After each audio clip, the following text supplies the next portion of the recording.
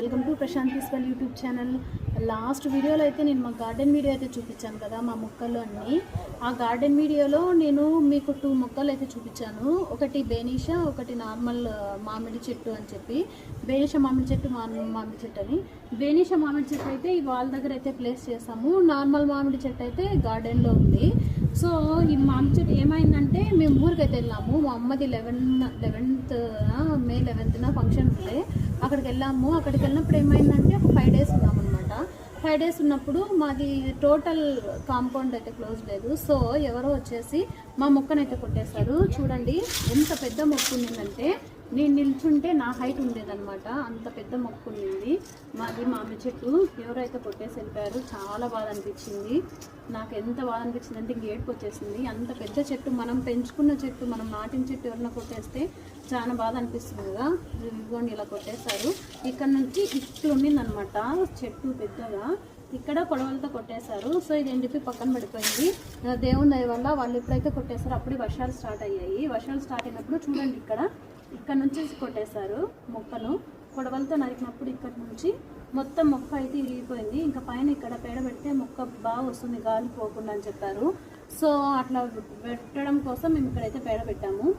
ఇంకా నెక్స్ట్ దీనికి ఇంకా ఏమి ఇవ్వలేదు. అయితే నేనైతే హోప్ అయితే వదిలేస్తున్నాము, ఎందుకంటే బతుకుతుందో బతుకుదో అని.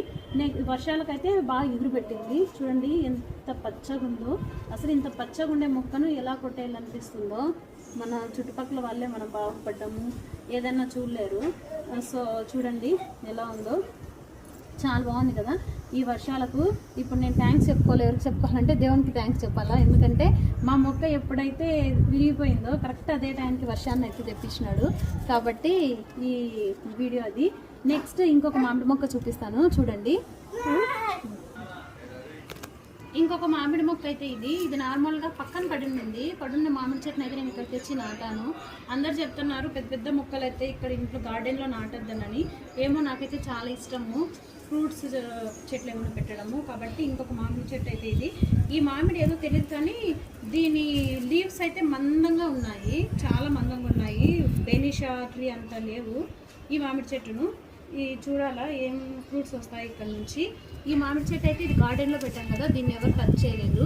ఇంకా మా పప్పాయ ఫ్రూట్ చూడండి. మా పప్పాయ అయితే ఇదైతే మా పప్పాయ ఫ్రూట్. మా పప్పాయ చిన్నగా ఉన్నప్పుడు చూసారు, సింగిల్ ఫ్రూట్ వస్తుంది. ఇప్పుడే ఫ్రూట్ కింద స్టార్ట్ అయింది.